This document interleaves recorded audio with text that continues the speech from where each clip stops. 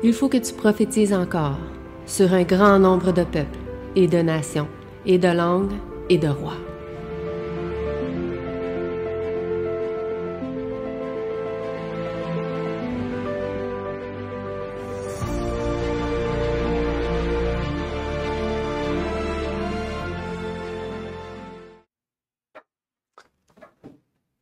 J'espère que vous allez bien en ce sabbat matin. Donc, aujourd'hui, ce n'était pas supposé être le sujet. Aujourd'hui, j'étais supposé commencer la série sur les démons, les possessions démoniaques et tout ça. Mais vraiment, c'est juste hier soir que j'ai pu commencer à travailler sur l'école de sabbat puis les sermons, le sermon du jour. Donc, ça a pris un certain temps, vu que j'ai pas eu le temps. Donc, hier soir, j'avais préparé ce sujet pour le moment jeunesse. Mais puisque le moment jeunesse, il y a 4 messages au lieu de plusieurs. Donc, je me suis dit, je vais l'utiliser pour parler aujourd'hui de ce sujet et pouvoir partager ensemble ce sujet important qu'on appelle la dopamine numérique, partie 1. À quoi ça vous fait penser quand on parle de dopamine numérique? Dépendance. Dépendance, OK. Technologie. Ah, OK. Une belle description de toi-même, ça. Non, mais OK. Effectivement. Donc aujourd'hui, c'est ça. On va parler de technologie de dopamine. On va parler du cerveau. On va parler, peut-être pas, comme je vous dis, il va y avoir beaucoup de parties, peut-être 4 parties ou 5 parties, parce qu'il y a beaucoup d'informations à pouvoir partager sur ce sujet. Mais on va parler vraiment de technologie, de dopamine, donc de santé, spiritualité, de cerveau. On va parler de tout ce qui touche aussi le numérique. On peut parler de l'intelligence artificielle, les télévisions intelligentes, les cellulaires, tout ce qui est intelligent. Donc, télévision, cellulaire, iPad, ordinateur, peu importe. Et on pourrait parler de ça pendant très longtemps.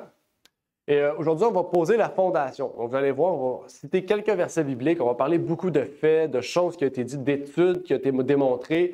On va poser les fondements pour que les prochaines semaines eh bien, puissent être plus faciles à comprendre. OK? Donc, avant de commencer, j'aimerais prier. Donc, j'avais mis la prière beaucoup plus loin, mais j'aime mieux prier avant tout de suite, avant d'entamer, parce que je sais qu'on peut aller très vite puis très loin si on discute. Donc, on va commencer par une courte prière. Notre Père est aux cieux, j'aimerais te remercier pour l'opportunité que tu nous permets de partager ce sujet ensemble, que tu puisses bénir ceux et celles qui vont entendre ces choses et que nous puissions être des témoins vivants de cela, Seigneur, et pouvoir partager ces vérités, Seigneur, importantes que nous allons entendre aujourd'hui sur un aspect psychologique, de la santé, spirituelle et pratique aussi, Seigneur. Et donc, c'est ma prière pour ces choses au nom de ton Fils, Jésus-Christ. Amen.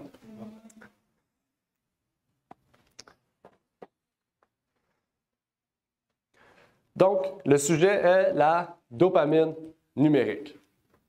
On va commencer avec diverses personnes qui ont parlé de la technologie. Et ce n'est pas n'importe qui a partagé ces choses sur la technologie. Vous allez voir, c'est des personnes assez connues. Et même, pas juste connues, assez riches et assez des bonnes personnes connues. Donc, on parle de Steve Jobs. Vous connaissez Steve Jobs, le fondateur de Apple, qui est décédé aujourd'hui. Okay. Il a dit ici à la télévision, ils ne l'ont pas utilisé.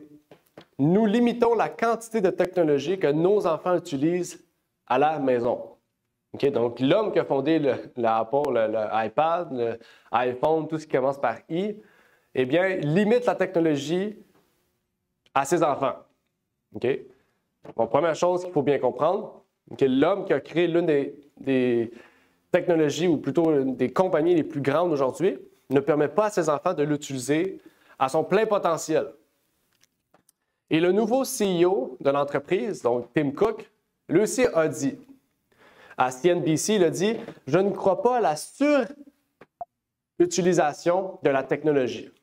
Je ne suis pas de ceux qui disent qu'on a réussi si on l'utilise tout le temps. » A déclaré M. Cook, « Je ne souscris pas du tout à cette idée. » Donc, lui, qui dirige aujourd'hui Apple et qui l'a amené à un niveau, on pourrait dire, plus grand encore que Steve Jobs, dit que la technologie ne devrait pas être surutilisée. On devrait limiter notre utilisation de la technologie.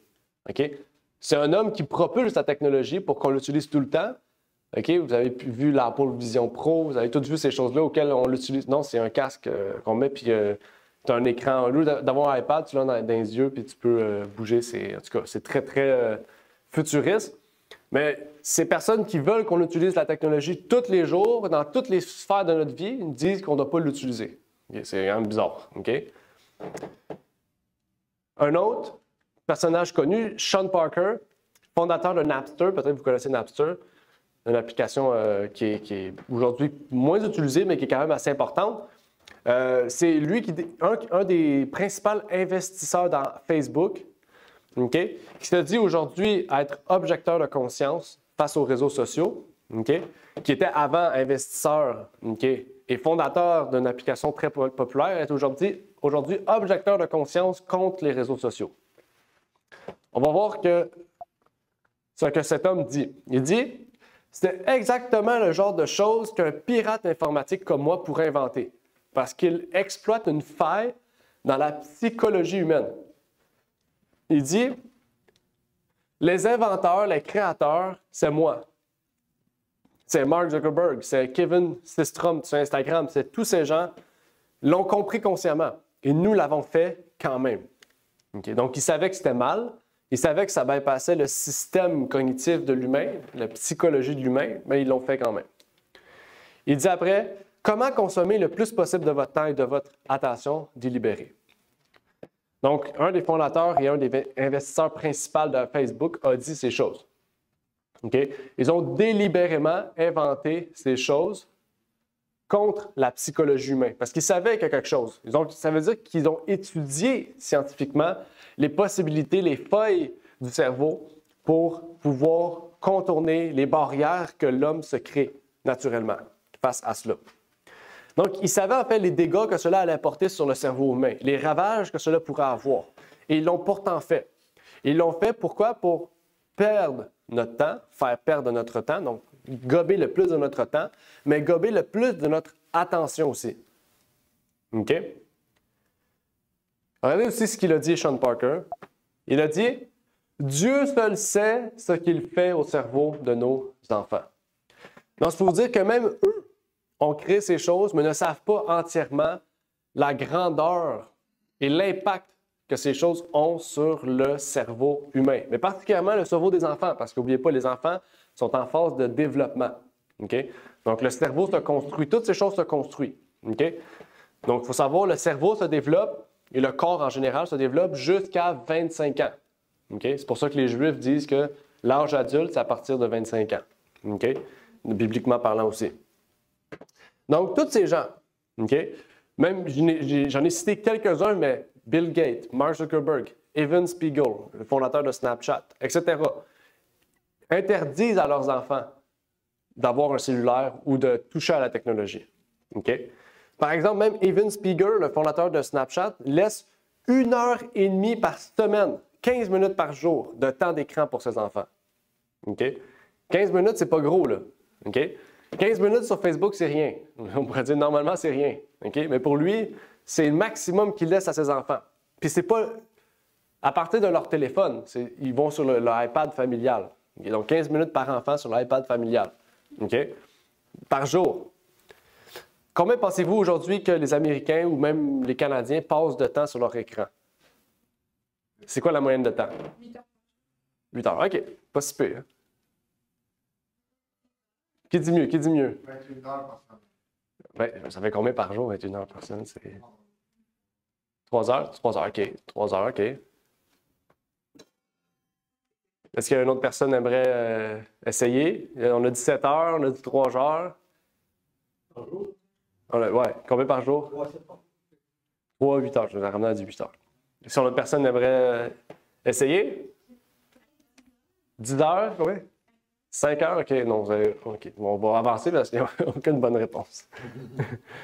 Les Américains issus de la génération Z, âgés de 15 à 27 ans, ont passé chaque jour 7,7 heures en moyenne sur leur smartphone en 2023. OK? Dites-vous, hein? Si vous dites 7 heures, c'est même si on dit « Ah, c'est pas si pire ».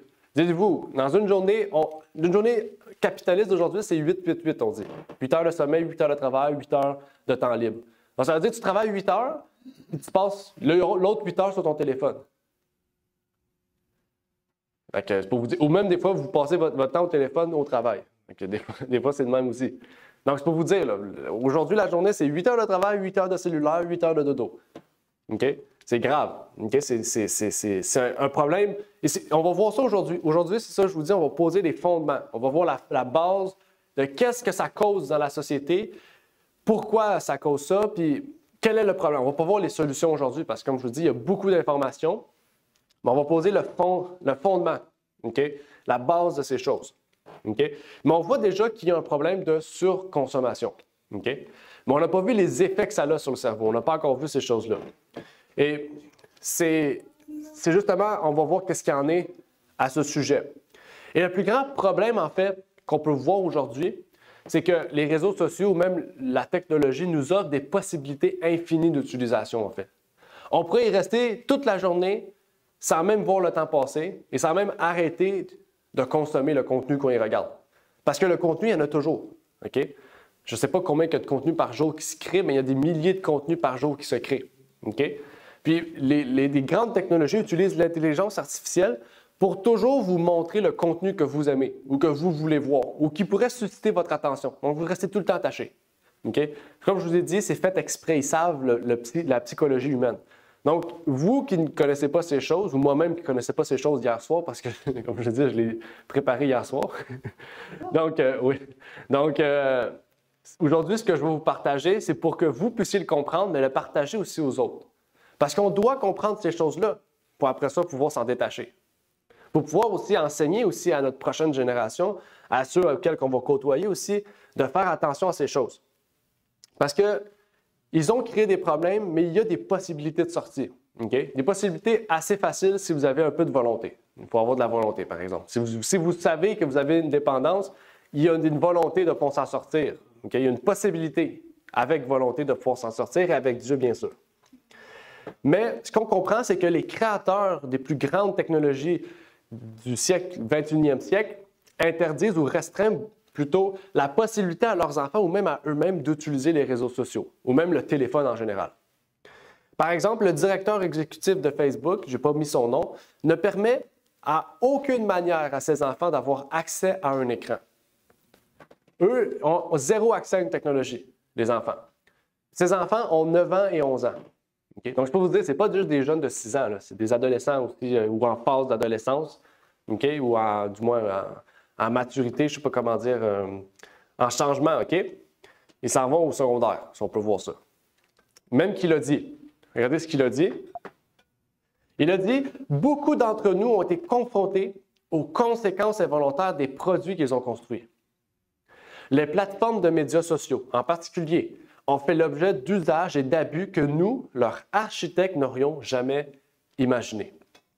On a beaucoup blâmé et culpabilisé, mais l'important est ce que nous, en tant qu'industrie, faisons maintenant pour nous assurer que notre impact sur la société continue d'être positif.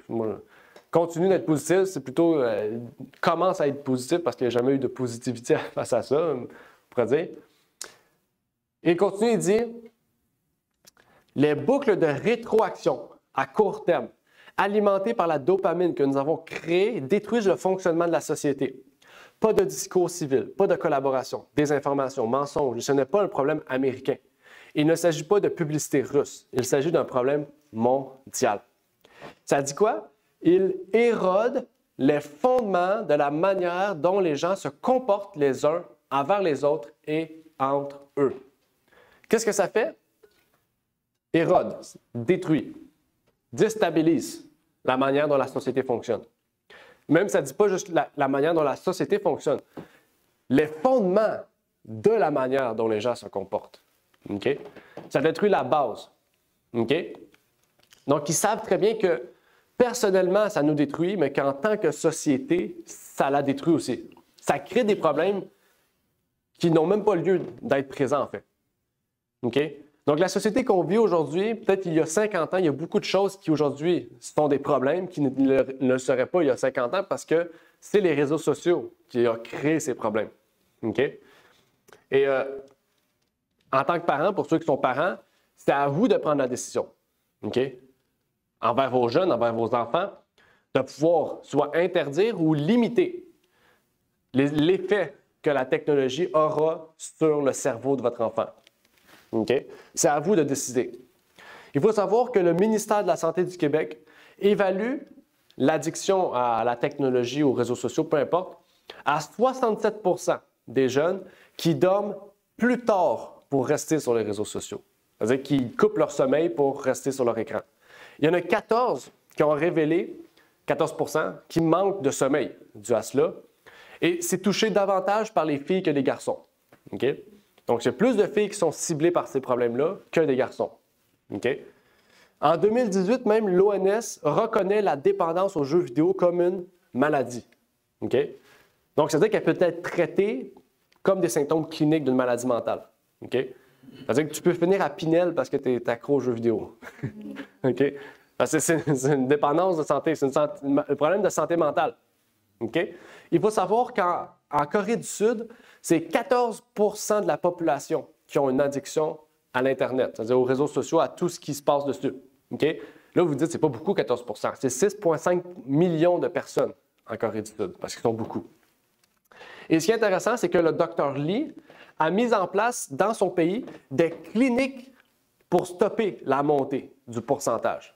Il a mis des cliniques en place pour que les gens aillent faire des thérapies pour arrêter d'être accros à la technologie, aux réseaux sociaux, à toutes ces choses-là. OK? Regardez ce que le Dr Lee nous dit. Il dit « Lorsque le Dr Lee Tae-kyung a entrepris d'élaborer un nouveau programme de traitement de la dépendance aux médias électroniques en Corée du Sud, il a voulu trouver le manuel idéal pour ses patients. Il dit « Si les alcooliques anonymes ont le grand livre, c'est-à-dire s'est-il dit, pourquoi les personnes dépendantes des jeux vidéo ou de leur téléphone intelligent n'auraient-elles pas leur propre guide d'auto-assistance? » OK? Donc, comme vous savez, les AA, comme on les appelle au Québec, ont un livre qui est comme un guide, là, un petit guide, qui est comme un guide un peu spirituel, là, très catholisé. Oui, c'est ça, ces affaires-là. Bien, lui, il a créé la même chose pour ceux qui ont des problèmes de dépendance aux jeux vidéo ou à leur cellulaire. OK? Il a fait la même chose en Corée du Sud. Ça marche très bien. Je pense qu'il est rendu à 14 ou 15 cliniques dans le pays. OK? Quelque chose qu'on devrait mettre en place ici aussi. Mais ce qui fait le plus peur, ce n'est pas nécessairement toutes ces dépendances qui existent, parce qu'on sait que ces choses existent. Ce qui fait le plus peur, c'est que ceux qui ont créé ces programmes-là interdisent à leurs enfants d'y aller. Ça fait peur. Parce qu'ils savent que qu'est-ce qui se passe en ce moment dans la société, ça peut être encore plus pire dans 5 ans. Mais qu'eux-mêmes ne savent pas ce qui va arriver. Ils l'ont dit. On ne sait pas jusqu'à quel point ça va aller. On n'avait pas vu tout ce qui allait arriver. Même qu'est-ce qui se passe aujourd'hui, ils n'avaient pas vu ça. Ils n'avaient pas prévu que ça allait si loin que ça. Donc, c'est tellement terrible, en fait, ou même ça va aller tellement encore de façon terrible à terrible, et de difficile à difficile, et de catastrophique à catastrophique, qu'eux interdisent à leurs enfants des cellulaires. OK? Et le pire dans cela aussi, c'est que ces mêmes compagnies qui disent combattre l'addiction introduisent dans l'éducation des tablettes et des applications pour soi-disant aider vos enfants. Vous avez sûrement vu ça. Des gens à l'école, au lieu d'avoir des livres, on a tous des tablettes. Les enfants ont tous des tablettes, puis ils lisent sur des tablettes. C'est encore terrible. C'est encore plus terrible. C'est plus 8 heures. Là. Ils arrivent chez eux, ils sont sur leur téléphone, puis à l'école, ils sont sur des tablettes. Puis moi, j'ai passé par le secondaire 4-5. Moi, on n'avait pas de livres, nous, on avait juste des tablettes. On était juste sur des tablettes. On écrivait des textes sur des tablettes, on faisait nos devoirs sur nos tablettes, on faisait des examens sur les tablettes. On avait tous une tablette. OK? Ça n'a pas marché longtemps parce que c'est ça, c'était un programme informatique, donc tout le monde a hacké les tablettes, puis bypassait les systèmes, puis ça créait beaucoup de problèmes. Mais c'est pour vous dire qu'on veut emmener la technologie pour soi-disant aider les enfants, mais dire qu'on veut combattre l'addiction. OK? Tandis que si tu donnes une tablette à un enfant de 6 ans dès son jeune âge sur un Apple, c'est sûr qu'il va grandir toute sa vie en étant une personne qui aime Apple. OK? Donc, en fait, ce qu'ils font un peu, c'est non seulement ils les amènent devant un écran, ils créent une addiction chimique neurologique, mais en plus, ça crée une clientèle future. Parce que quand tu utilises ces tablettes-là dans 10 ans, quand tu vas être apte à pouvoir t'acheter un téléphone, tu vas t'acheter un Apple ou un Samsung selon le pays. Parce que tu vas avoir grandi avec ça. Donc, dès le jeune âge, il se crée une future clientèle d'acheteurs, en fait. C'est intelligent. Hein? Monétairement, c'est très intelligent. Au niveau du marketing et publicitaire, c'est très intelligent. Mais le problème, c'est que ces enfants-là, toute leur vie, ils grandissent avec la technologie, puis ils ne peuvent retourner en arrière. Ils ne peuvent retourner à la vie normale. OK? Je ne sais pas si vous connaissez ces types d'écoles-là, on en a au Québec. Les écoles Waldorf. Waldorf. Bon québécois, Waldorf. Waldorf, vous ne connaissez pas? Il y en a ici au Québec, il y en a 5-6. Okay? C'est des écoles qui sont old school, comme on dit, anciennes. Okay? Ils utilisent encore la craie. Okay? Et ils utilisent des livres. C'est des écoles style des années 60, 70. Okay? C'est un homme ésotérique, même ils disent que c'est un occultisme, qui s'appelle Rudolf Steiner, auquel toutes ces écoles utilisent zéro technologie. Encore aujourd'hui, il y a zéro technologie dans ces écoles-là. Okay? Puis ce qui est phénoménal, c'est que tous ceux qui ont fondé ces entreprises-là, qui travaillent chez Facebook, chez Google, chez Apple ou chez Alphabet, parce que ça, c'est plus Google, c'est Alphabet, peu importe, où est-ce que vous pensez qu'ils envoient ces enfants? Ils envoient leurs enfants dans les écoles Waldorf pour qu'ils n'aient aucune technologie entre leurs mains. Okay? Tandis que tous nos enfants s'en vont dans les écoles publiques, puis on utilise des tablettes, eux, ils envoient leurs enfants dans les écoles anciennes. Okay? Puisqu'on compte encore à la règle. Okay? On n'utilise pas de calculatrice, on utilise des règles, on utilise notre cerveau. Okay? Ils envoient leurs enfants là pour que leurs enfants soient les futurs dirigeants de Facebook, Apple, puis toutes ces entreprises-là. Okay? Tandis que nous, bien, on est pris avec toutes ces affaires-là, ces gadgets-là, okay? Puis qu'on soit dépendant à ces technologies-là. Okay? Donc, c'est pour vous montrer encore qu'est-ce qui se passe. Okay? Parce qu'il y a des grosses dépendances à rester devant un écran 8 heures à l'école, puis par la suite 7 heures à la maison, puis par la suite essayer de dormir. Okay? C'est très difficile de faire ça. Puis même des fois, on passe plus de temps devant l'écran, puis on coupe notre sommeil. Okay? On a tous déjà fait ça, je pense. On est devant l'écran, on est couché comme ça. Puis là, il est 2 heures du matin. Faudrait que j'aille dormir. Il est 4 heures du matin. Faut que j'aille à l'école. OK. Okay? On a tous déjà fait ça. Okay? Même moi-même, j'ai déjà fait ça étant plus jeune. Mais on a tous traversé ça. Aujourd'hui, je vous invite à arrêter de faire ça parce que c'est vraiment, ça va être vraiment destructif à long terme. Mais en fait, ce qu'on vit en ce moment, c'est qu'on envoie nos enfants à la boucherie. On rouvre la possibilité à nos enfants, en fait, de permettre à l'éducation, au monde entier, de former nos enfants. Parce que qu'est-ce qui se trouve derrière nos écrans? C'est pas tout rose. Hein? Okay? Qu'est-ce qui se passe derrière les écrans? Puis qu'est-ce qui se passe sur les réseaux sociaux? Ça incite juste les jeunes à être de plus en plus mondains et de plus en plus à être centrés sur eux-mêmes. Okay? Et ce que ça fait, c'est que ça l'amène à nos enfants à être formés à l'image du monde et non pas à l'image de Dieu. Okay? Surtout pour les chrétiens. Et ça, c'est très important parce qu'eux, ils ont compris le processus du cerveau. Ils ont compris le piratage du cerveau et le codage de la dépendance. Et en comprenant ça, ils savent maintenant comment vous contrôler sans même vous dire un mot et sans même vous connaître. C'est fou, hein? Sans même vous connaître, sans même savoir qui vous êtes, ils savent comment pirater votre cerveau puis vous rendre dépendant. Une drogue, c'est pas compliqué. Une drogue, il va falloir que tu rencontres la personne qui vend la drogue. Le dealer, il va falloir que tu le rencontres, il faut que tu le voies, il faut que tu l'achètes. Mais là, c'est différent. Tu es dans ton salon, chez vous, tu ne sais pas c'est qui a fait ça, qui a créé ça, puis tu es dépendant. Okay? Donc, c'est ça qui fait que c'est encore plus dangereux que la drogue. On va en revenir dans quelques instants, le lien entre la dépendance au cellulaire et la drogue. On va en revenir dans quelques instants avec des citations. Mais il faut savoir que, en fait, le piratage du cerveau et le codage de la dépendance est un processus qui utilise différentes technologies et techniques qui est spécifique pour affecter le cerveau d'un individu sur notre état mental, notre processus cognitif, et cela à un niveau soit basique, soit intermédiaire ou soit avancé. Okay?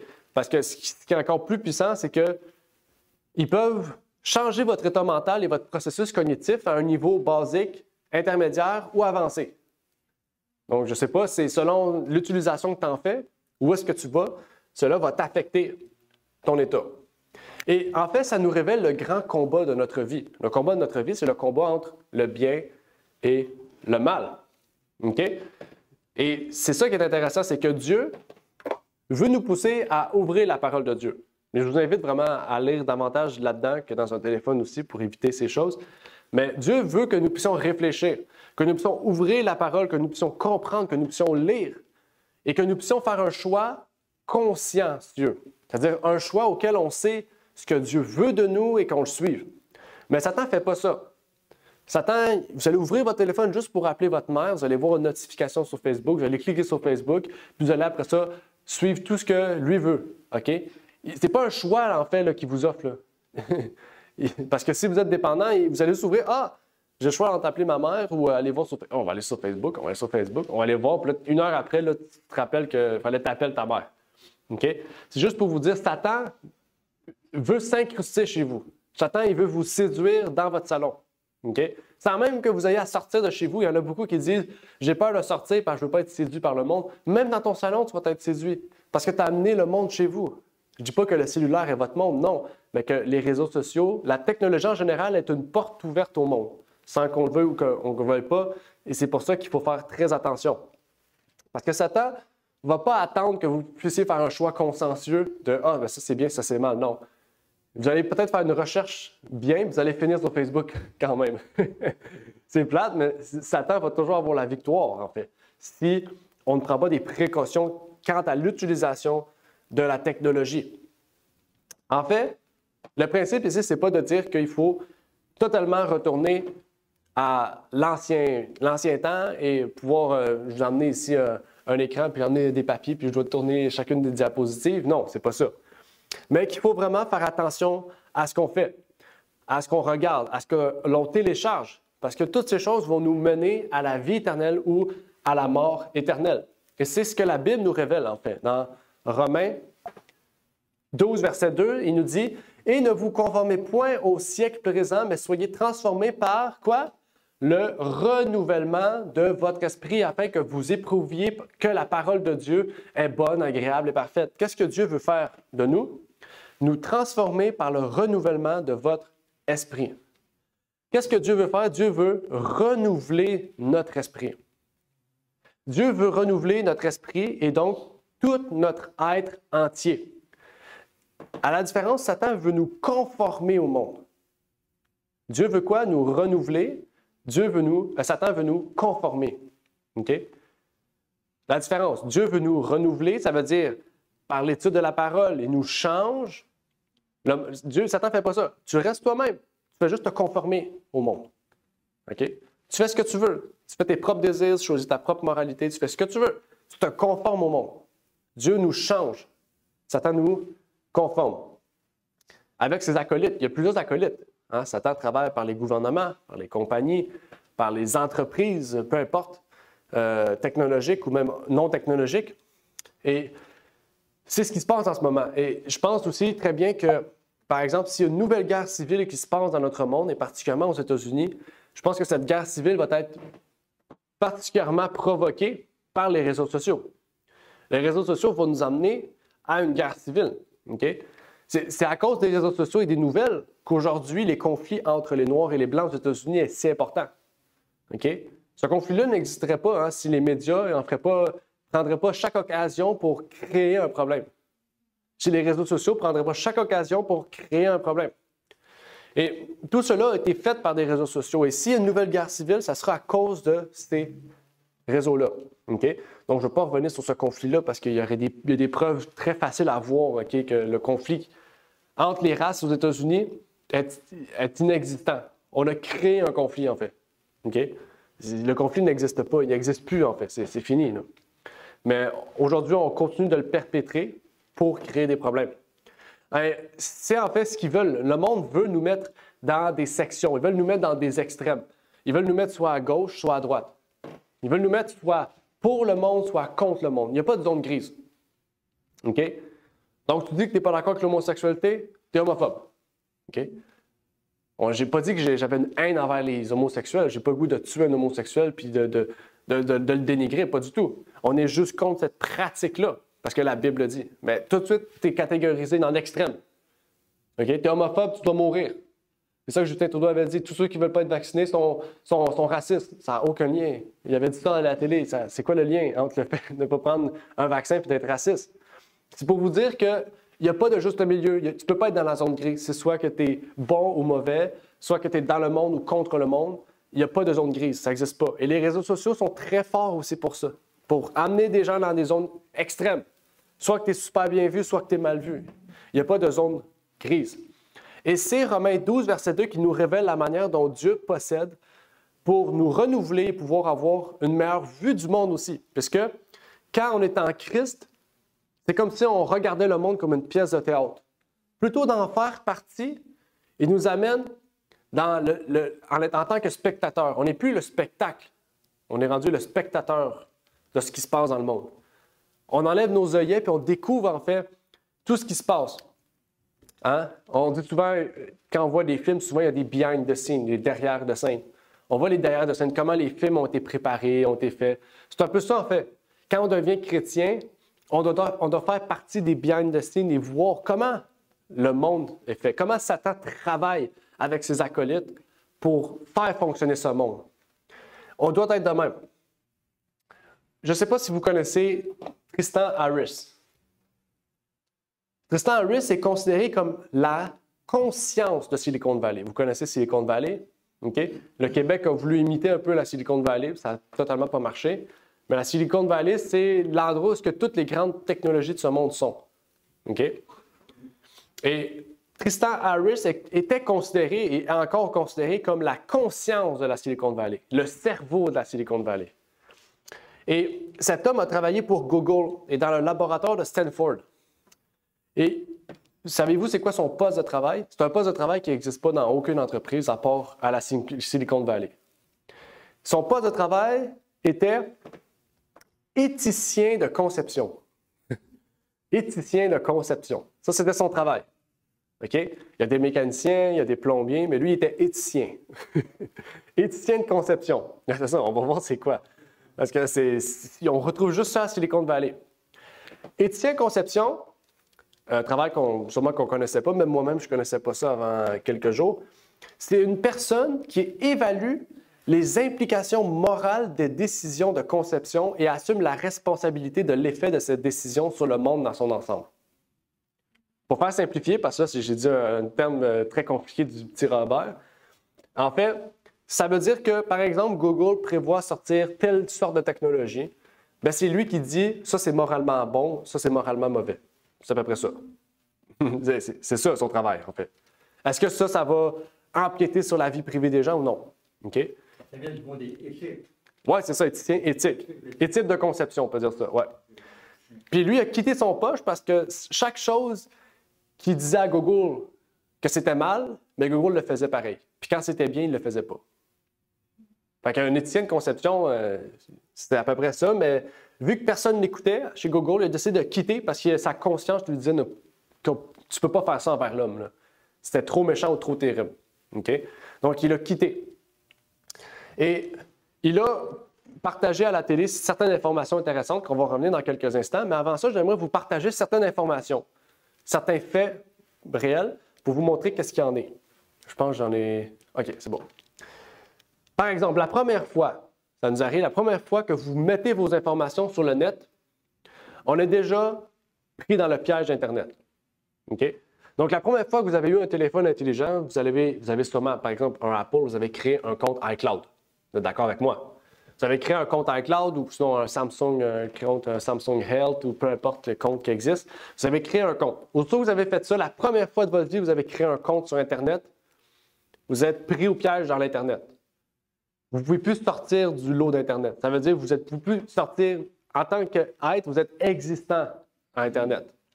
Puis, déjà, ils vous ont créé une copie de vous de façon artificielle. OK? C'est-à-dire, plus que vous consommez Internet, plus qu'ils récupèrent d'informations. Qu'est-ce que tu aimes? C'est quoi ton âge? C'est quoi ton sexe? C'est quoi ta religion? C'est quoi que tu fais? C'est quoi ci? C'est quoi ça? OK? Puis aujourd'hui, ça va tellement loin avec l'intelligence artificielle. En fait, que je vais vous parler d'une histoire, en fait, que encore aujourd'hui, quand j'ai appris cette histoire-là cette semaine, j'ai été vraiment surpris. Okay? Je vais vous montrer qu'est-ce qu'il y en a. Je vais vous raconter l'histoire. Mais c'est pour ça aujourd'hui que vous voyez des fois, vous cliquez sur une vidéo, puis là, vous voyez les vidéos à côté. Puis là, vous dites, hey, c'est une vidéo que je vais écouter, t'écoutes. Puis là, tu regardes à côté, il y a une autre vidéo que tu veux. Ah, je l'écoute. C'est eux, ils savent ce que tu aimes. Donc, ils vont toujours te mettre quelque chose que tu aimes pour que tu restes. OK? Donc, quand on pense sur les cookies, mais c'est pas juste le fait, il y en a qui vont dire c'est les cookies, tout ça. Pas nécessairement. Aussitôt que tu t'es inscrit sur un compte, ils récupèrent cette information-là, ils la partagent dans tout le réseau, puis ils les rajoutent à la fausse version de toi sur Internet. OK? Et récemment, il y a eu une histoire intéressante, une réalité phénoménale. Aux États-Unis, une fille de 17 ans va faire ses courses avec son père au Target à Minneapolis. Vous connaissez Target? Ça a duré 1 an ici, à peu près. Target, c'est un peu comme un Walmart. OK? Elle est arrivée là, à Minneapolis, elle faisait les courses avec son père, avec son carrosse. Elle arrive là, elle fait les courses, elle achète. Elle passe à la caisse, ça va bien. Aussitôt qu'elle sort du Target, elle reçoit un email de Target qui lui dit « Félicitations, ça dit « Félicitations pour votre maternité. Vous allez avoir une belle jeune fille. Voici des coupons rabais pour vos couches et les prochaines choses. » Elle a dit hein, pourquoi j'ai reçu quelque chose de maternité? Son père a dit tiens, je comprends pas. Elle retourne chez Target. Elle dit pourquoi ma fille à 17 ans a reçu des choses de maternité et tout? Elle n'est pas enceinte. Même la fille a dit je suis pas enceinte. Finalement, elle était tellement en doute qu'elle est allée faire un test pour voir si elle était vraiment enceinte, puis elle était vraiment enceinte. Le système, avant même qu'elle et son père le savent, était enceinte. Okay? C'est pour vous montrer au point où la technologie va. Okay? Okay? Juste parce que tu achetais certains items qui se rapprochaient d'une maternité, ils t'ont envoyé un coupon rabais de maternité pour que dans 9 mois, tu puisses acheter des couches, puis peu importe chez Target, puis te préparer à ça. C'est pour vous dire où est-ce que ça va, là. Ça va loin, là. OK? Fait que faites attention à ce que vous achetez, parce que si vous achetez beaucoup de choses qui ressemblent à une bombe, peut-être qu'ils vont vous dire que vous êtes terroriste. Hein? On ne sait pas, mais ça peut aller loin. Et c'est là que je vous dis où est-ce que la technologie peut aller. OK? Regardez, elle nous raconte un peu l'histoire ici. Elle nous dit, mais ça nous raconte pourquoi elle a eu ça. En parcourant les données, les ordinateurs de Paul ont pu identifier environ 25 produits qui, une fois analysés ensemble, lui ont permis d'attribuer à chaque cliente un score de prédiction de grossesse. Plus important encore, il a également pu estimer la date de l'accouchement dans une petite fenêtre. OK, c'est fou, là. Ce qui a permis à Target d'envoyer des coupons correspondant à des stades très précis de la grossesse. Donc, c'est fou, tu reçois un email qui dit que tu es enceinte de 3 mois puis qu'en telle date, tu vas recevoir ton bébé puis que tu as des coupons rabais. Moi, c'est sûr, je n'achète plus jamais chez Target, là. J'ai peur qu'ils m'espionnent dans ma maison, là. OK? Mais aujourd'hui, dites-vous que ça va être normal, peut-être dans 2 ans. Toutes les compagnies vont faire ça, là. OK? Donc, ce n'est pas juste ce que vous regardez. Hein? Ce que vous achetez sur le net va vous être proposé peut-être par des rabais, peut-être par d'autres compagnies, etc. C'est tout prévu. Et ça, c'est tout fait pour qu'on reste actif, en ligne, qu'on consomme, pour provoquer de la surconsommation. Mais aussi, éthiquement, c'est pas correct, là. Moralement, c'est pas correct, là. Tu peux pas. Ça, c'est entrer dans la vie privée des gens, là. Ah, bravo, vous avez acheté un chien, maintenant vous pouvez acheter telle chose avec. C'est pas de tes affaires, là. OK? On veut pas que Target, que Walmart, que toutes ces entreprises-là savent notre vie. Mais c'est justement ce qu'ils font. Ils collectent nos informations personnelles dans ce but de nous promouvoir des technologies, de nous promouvoir des produits ou de nous vendre du contenu. Et en fait, en tant que chrétien, les compagnies vont aussi en l'encontre de notre moralité. Vous allez peut-être aller sur Internet, vous allez écrire j'aimerais, je sais pas, je recherche un magasin proche pour acheter des souliers. Puis là, tout d'un coup, vous allez avoir une autre option, comment tuer quelqu'un avec un soulier. OK? Bien, ce n'est pas la question que tu as posée. OK? Mais Google va faire ça pour que ta curiosité, parce qu'ils savent que le cerveau est curieux, tu vas être curieux de cliquer dessus, puis là, tu vas cliquer dessus, puis tu vas aller loin, puis là, tu vas être rendu sur Tor en train d'acheter, je sais pas, un outil pour tuer quelqu'un. OK? En fait, l'algorithme est fait exprès pour vous amener à vous tenter et à bypasser votre moralité. La moralité que Dieu nous donne, pour faire l'inverse. OK? C'est pour vous dire que même Google va aller à nous tenter vers des choses qui sont moralement mal et qu'on sait, mais qui pourtant notre curiosité va dire oh, c'est juste ça.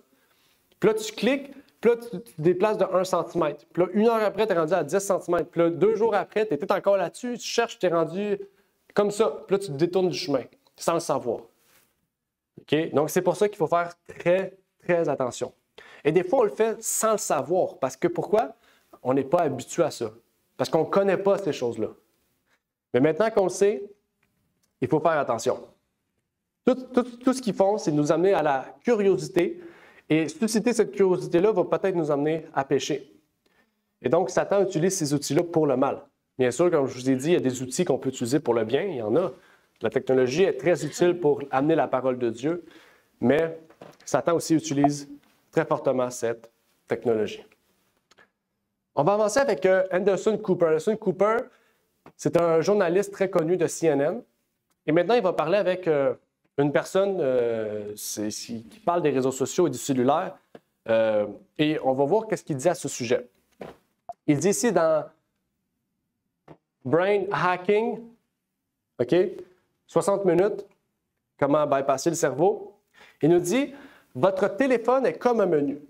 Il est constamment alimenté par des choix. Que ce soit par le biais des notifications ou de ce qui apparaît sur le fil d'actualité, et les gens pensent que c'est neutre. Ce qui leur échappe, c'est qu'il y a 1 millier d'ingénieurs de l'autre côté de l'écran dans le travail, dont le travail consiste à mettre sur ce menu tout ce qui pourrait attirer votre attention. Après ça, Anderson Cooper pose une question à la personne. Pensez-vous que les parents comprennent la complexité de ce à quoi les enfants sont confrontés lorsqu'il s'agit des applications de leur téléphone et des médias sociaux? Il dit catégoriquement non. Et je pense que c'est très important parce qu'il y a un récit qui dit que « Oh, je suppose qu'ils font ça comme on faisait des ragots au téléphone. » Ils font ça comme si pour créer des problèmes puis créer de la curiosité. C'est rien de grave. Okay? Mais ce que l'on oublie, c'est que votre téléphone, dans les années 70, n'avait pas 1 millier d'ingénieurs de l'autre côté qui le redessinaient pour qu'il fonctionne avec d'autres téléphones et qui actualisaient chaque jour le fonctionnement de votre téléphone pour qu'il soit de plus en plus convaincant. Okay? En fait, ce téléphone est une machine à sous. Chaque fois que je consulte mon téléphone, je joue à la machine à sous pour voir ce que j'ai obtenu. OK? On va en parler dans quelques instants, le jeu du hasard. OK? Chaque fois que tu ouvres ton téléphone, tu es comme, c'est quoi je vais avoir comme notification aujourd'hui? Ah, wow, mon ami a publié une photo, puis là tu cliques, puis là tu tombes. Oh, aujourd'hui, c'est YouTube. Aujourd'hui, j'ai mon YouTuber qui a publié une vidéo. Tu cliques sur YouTube. Après ça, Facebook. Après ça, un autre. Fait que plus que tu as de réseau, plus que tu as de risques, en fait. Il continue, il dit, c'est une façon de détourner l'esprit des gens et de créer une habitude, de former une habitude. Il dit, ce que vous faites, c'est que lorsque quelqu'un tire un levier, il obtient parfois une récompense excitante. Et il s'avère que cette technique de conception peut être intégrée dans tous ses produits. N'est-ce pas fascinant ce que la technologie peut faire et nous amener? Et dans quelques instants, on va commencer à parler du cerveau, parce qu'on a entamé l'idée de la récompense, du hasard. Et ça, c'est très important. La technologie a compris ça. Okay? Je vais vous montrer des preuves. Okay? Inquiétez-vous pas. Vous allez pouvoir convaincre vos plus fidèles détracteurs que tout ce qui est dit est vrai. Okay? Et en fait, ce n'est pas juste les jeunes. Oui, les jeunes enfants sont plus soumis à cela parce que notre cerveau est en préparation, est en formation. Mais que nous soyons vieux, que nous soyons plus jeunes, que nous soyons un enfant, nous sommes tous soumis à ces genres de choses. Et cela est dû au fait que nous avons dans notre cerveau, j'ai oublié de mettre beaucoup d'images, là, mais dans notre cerveau, proche d'ici en arrière, on a une petite chose qui s'appelle la voie mésolimbique. La voie mésolimbique, on la surnomme la voie de la récompense. Cette voie est celle où nos désirs ou accomplissements dégagent de la dopamine. Exemple, un enfant auquel les parents disent aujourd'hui, il faut que tu fasses le plus de buts. L'enfant de buts, il joue au soccer par exemple, ou au baseball, peu importe. Et il dit, il faut que tu fasses le plus de buts. Donc, il va jouer au soccer, il fait sa game, il fait un but. Il fait un but, qu'est-ce qui se passe? Déclenchement, la voie mésolimbique, récompense, la récompense. Son but à lui, c'était de faire un but. Il l'a accompli, il a eu une récompense. Donc là, son cerveau est comme, il est content. Et là, il va relâcher de la dopamine. Et là, en relâchant la dopamine, eh bien, le cerveau est joyeux. L'enfant est dans un état de joie, de bonheur. Okay? C'est ça que ça fait, la voie mésolimbique. La voie mésolimbique, c'est l'emplacement où chaque fois qu'on a arrivé à nos désirs, ça veut dire, mettons, je sais pas, j'ai goût de manger, mais tu vas manger boum, dopamine. Ah, tu as accompli ta journée, dopamine. Parce que tu t'attendais d'accomplissement de cette journée, dopamine. Ça, c'est une petite partie du cerveau qui relâche la dopamine à chaque fois qu'on a de la récompense. Fait que ça peut être gros, là, ça peut être petit. Un enfant qui met un bloc Lego sur un autre bloc Lego la première fois va relâcher de la dopamine parce qu'il va être content, il va arriver à l'état de bonheur. Et quand on a une notification, c'est cette partie du cerveau qui est enclenchée. Quand on reçoit une notification, on ne peut pas s'empêcher de la voir, on est d'accord? Quand on reçoit une notification, c'est comme quand on baisse son levier et qu'on arrive au 7, 7, 7, ou à la cerise, cerise, cerise, dans un jeu de jeu. Okay? Et c'est ça, en fait. Quand on reçoit une notification, oh, la voie lésolimbique se déclenche. Et là, on veut voir c'est quoi, pour savoir est-ce que c'est une bonne récompense ou non, est-ce que c'est une notification intéressante ou non. Puis quand on voit la notification, oh, on relâche la dopamine. Donc, pensez-y quand on reçoit 50 notifications par jour ou 100. Qu'est-ce qui arrive à chaque fois? Dopamine, dopamine, dopamine. Donc, on marche toujours sur la dopamine, dopamine, toujours. Toujours sur le désir, la recherche d'une récompense. Okay? Et ça, c'est important parce qu'il y a d'autres choses dans le cerveau après la dopamine. On va en parler dans quelques instants. Et parce que le titre de ce sermon, c'est la dopamine numérique. Fait que ça va être tout le but principal de ce sujet. Et la technologie, à la différence des choses de la vie naturelle, ne fait pas que nous amener de la dopamine. Il faut savoir que, comme je viens de le dire, par exemple, quand on arrive à un accomplissement ou à un désir naturel d'accomplissement, eh bien, le cerveau va pouvoir répéter on pourrait dire, ce relâchement de molécules plusieurs fois par jour ou une seule fois par jour, tout au long de notre vie. Mais quand on arrive à la partie numérique, à la technologie, le cerveau va tellement produire de dopamine que notre corps va être épuisé de dopamine. Okay? Et c'est là le problème, en fait. C'est là le problème parce que cela nous amène à un autre point de la suite. La première chose, c'est quoi? La voie mésolimbique. Lésolimbique, j'ai oublié le nom. La voie, comment on appelle ça?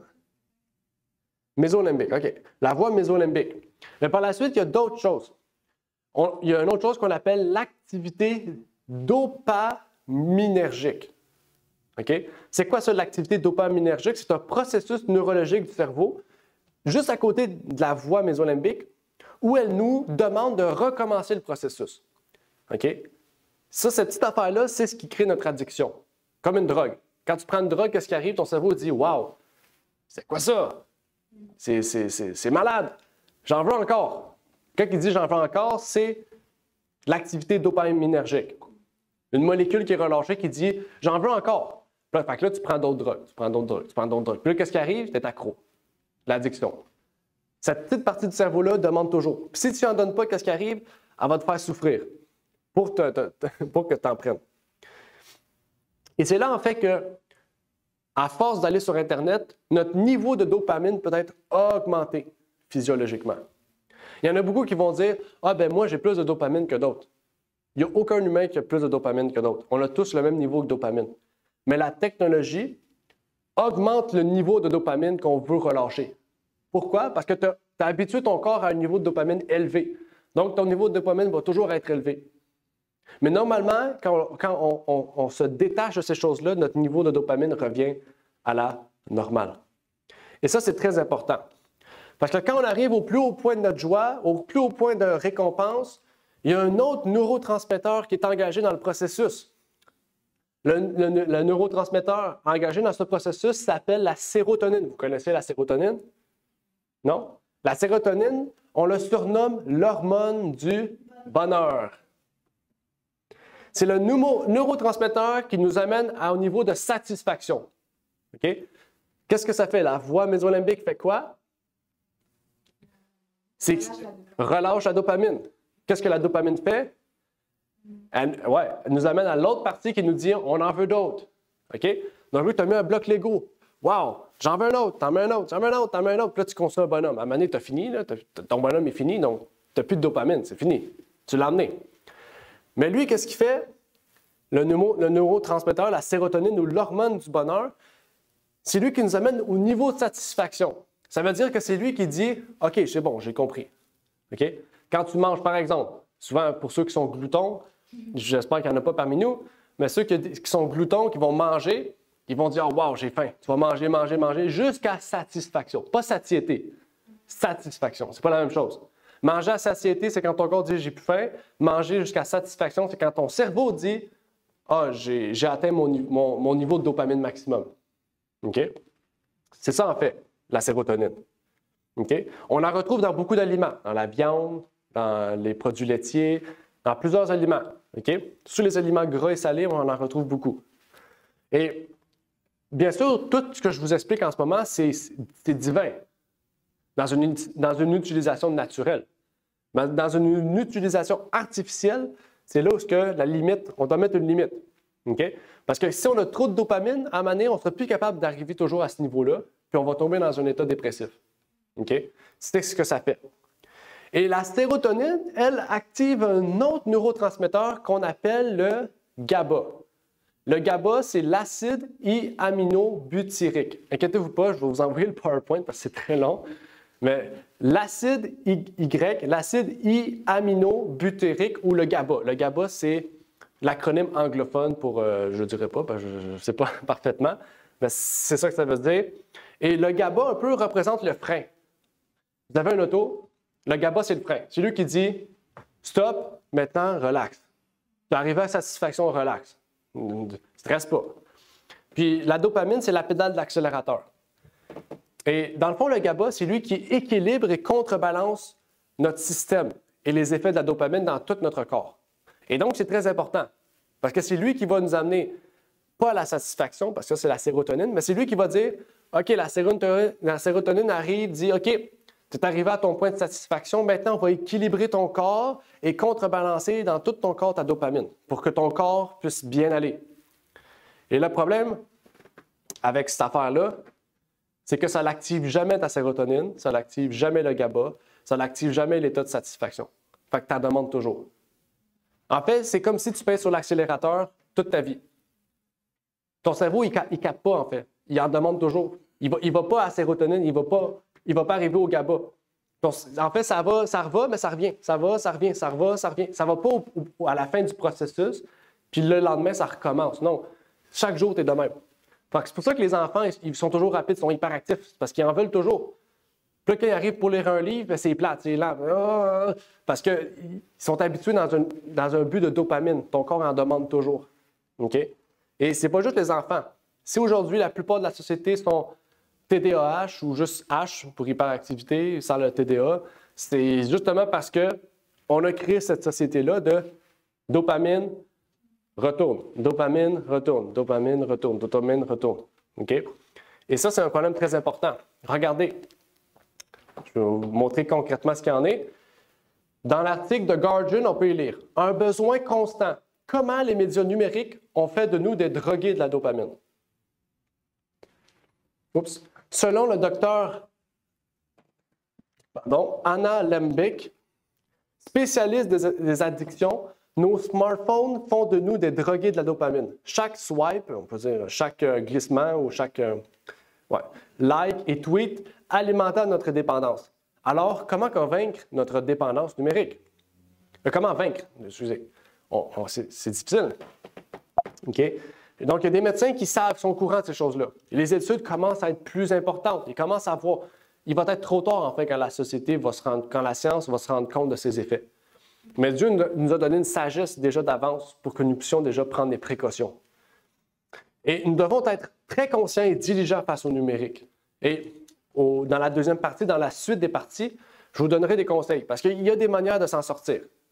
Si vous avez un peu de volonté, il y a des manières faciles de s'en sortir, des fois difficiles, mais il y a des manières de s'en sortir selon la dépendance. Okay? Les réseaux sociaux, les téléphones, ça peut être différents types de dépendance reliés à la technologie.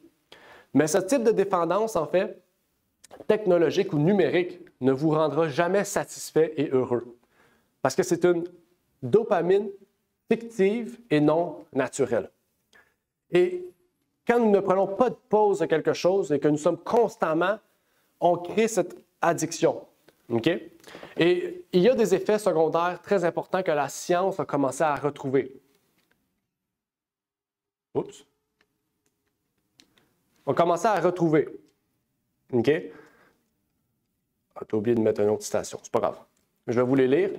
Mais la science a découvert, à force d'étudier le cerveau des jeunes en particulier, ils ont découvert des problèmes importants et des effets secondaires liés à la dépendance à la technologie. Il y a des difficultés psychologiques, sociales, scolaires et professionnelles. Et il y a un niveau élevé d'excitation psychologique. Ça crée un manque de sommeil, une incapacité de manger longtemps, ça veut dire on doit tout faire rapidement, manger rapidement. Au lieu de manger, prendre 30 minutes à 40 minutes pour manger, on mange en 5 minutes. Moi, je suis le même. Je suis le même de naissance, mon père est le même, mon grand-père est le même. Il faut que je pratique ça. Activité physique limitée. On n'est pas capable de faire de longues activités physiques. Okay? On va au gym, on s'entraîne 30-40 minutes, mais on ne peut pas faire ça. Aller marcher 4 heures en forêt, c'est difficile. Ça peut créer de la dépression, du TOC ou du TOC, des relations familiales médiocres et de l'anxiété. Ça crée de la détresse subjective, la déficience fonctionnelle, des troubles psychiatriques. Ça crée de la dépression, de l'anxiété, de la solitude, de l'auto-efficacité. Ça crée de l'anxiété sociale parce qu'on est sur notre téléphone, on est seul, donc ça crée de la difficulté d'avoir des relations avec les gens. Ça en fait encore plus, hein?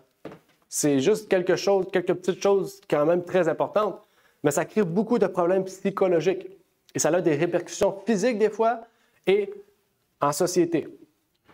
Et cela peut tout nous affecter, mais particulièrement ça affecte les adolescents ou les jeunes adultes. OK?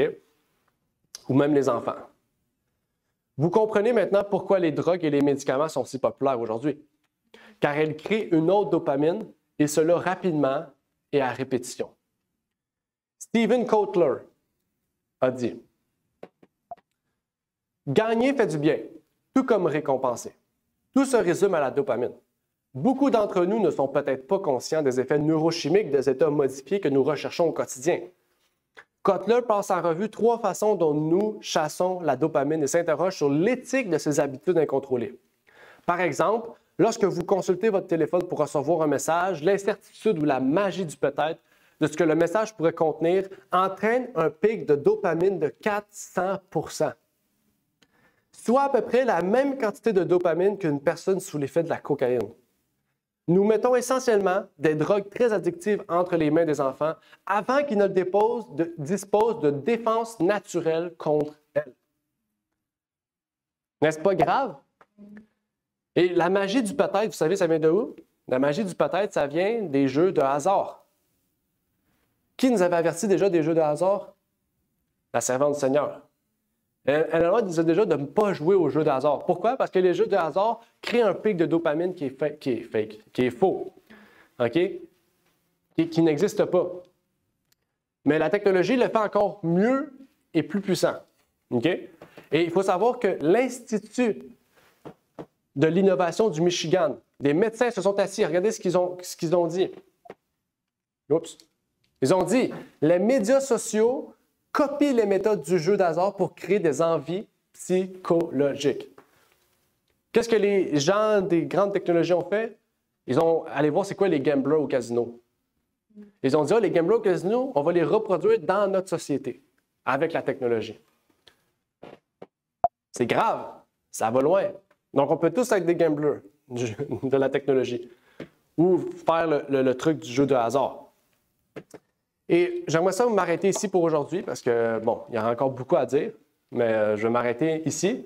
Et j'aimerais lire un dernier passage de la parole de Dieu, dans Tite 2, versets 11 à 15, qui nous dit « Car la grâce de Dieu pour le salut de tous, les hommes, a été manifestée et elle nous a enseigné à renoncer à l'impiété et aux convoitises mondaines et à vivre en ce présent siècle. Comment? Dans la tempérance, dans la justice et dans la piété. En attendant la bienheureuse espérance et la manifestation de la gloire de notre grand Dieu et Sauveur, c'est Jésus-Christ, qui s'est donné lui-même pour nous afin de nous racheter de toute iniquité, de nous purifier et de se former quoi? Un peuple particulier. Zélé pour les bonnes œuvres. Enseigne ces choses, exhorte, reprend avec une pleine autorité que personne ne te méprise. Qu'est-ce que Dieu veut faire? C'est un encouragement que je vous donne. Dieu veut créer un peuple particulier. Est-ce que vous sentez que vous êtes particulier? Notre particularité, ce n'est pas juste doctrinal. Notre particularité, c'est dans les maximes du monde. C'est dans notre mondanité. C'est dans les habitudes que nous avons, dans les traditions que nous gardons. Toutes ces choses-là, c'est ce que le monde voit. Le monde ne voit pas les doctrines qu'on croit. Même si tu vas dehors, tu dis « Moi, je crois en Dieu le Père et Jésus-Christ, le Fils », les gens ne le voient pas. Pour un chrétien, c'est important parce que ça va être les discussions. Mais pour un mondain, la première chose qu'il voit, c'est comment tu te comportes, comment tu agis, qu'est-ce que tu fais, qu'est-ce que tu crois, la façon que tu parles. Toutes ces choses-là, c'est ce qui va montrer, ça va être la première aperçu. Okay? On dit souvent que la première impression révèle le cœur des gens. Faites une bonne impression. Ne dites pas d'être hypocrite, une différence. Ne soyez pas hypocrite. Mais si vous voulez faire partie du peuple particulier que Dieu veut de chacun de nous, eh bien, je vous encourage à en faire partie. Mais pour cela, il faut renoncer à l'impiété et aux convoitises mondaines. Donc, c'était mon message pour vous aujourd'hui, du moins la première partie. Tout ce qu'on a vu aujourd'hui, inquiétez-vous pas, on va voir 4 fois plus, si ce n'est pas 5 fois plus de ce qui a été dit. Ça va vous donner beaucoup de ressources, beaucoup de moyens de s'en sortir, parce que je pense qu'on a des problèmes à ce sujet. Peut-être qu'il y en a qui ont compris ces choses et qui veulent s'en sortir et qui font les efforts de s'en sortir, comme notre frère Renard qui explique souvent le témoignage que depuis janvier, il a enlevé tous les réseaux sociaux, qui s'est détaché de ça. Et vraiment, il y a beaucoup de choses qu'il faut faire. Il faut apprendre à notre cerveau à se détacher de ces choses. Il faut faire un nettoyage, une purification de notre cerveau. Okay? On appelle ça une thérapie de dopamine. Okay? Ça existe, une thérapie de dopamine. Okay? Pour se libérer de la dopamine, ça prend 30 jours. En moyenne, 15 à 30 jours. Okay? C'est un processus difficile, mais ça va vous libérer de votre cerveau qui demande toujours, en fait, cela. Je ne vais pas trop vous en parler parce que ce n'est pas le sujet du jour, mais sachez que ça existe. Sur Internet, il y a beaucoup des scientifiques qui en parlent. On appelle ça une thérapie de dopamine. Mais sinon, que Dieu vous bénisse. J'aimerais donc terminer par une prière. Notre Père est aux cieux, j'aimerais te remercier pour l'opportunité que tu nous permets d'être réunis ici aujourd'hui. Que tu puisses bénir tous ceux et celles qui sont présents avec nous, soit sur Zoom, soit en personne, Seigneur, et permettre que ta parole ait pu toucher notre cœur, Seigneur. Et que tu puisses nous sensibiliser sur les aspects santé, psychologique, spirituel, Seigneur, de ta vérité. Et que tu puisses permettre, Seigneur, que tout ce qui a été dit puisse vraiment être dans notre cœur et que nous puissions être un témoignage vivant, Seigneur, de ces choses, pour être un peuple particulier. C'est ma prière donc pour ces choses, au nom de ton Fils Jésus-Christ. Amen. Amen. Merci d'avoir écouté cette vidéo. Si vous désirez rejoindre l'œuvre au Québec, veuillez nous contacter par email à asjh1889 de Terrebonne @gmail.com et via Facebook à commercial ASJH1889 de Terrebonne. Merci à vous et que Dieu vous bénisse.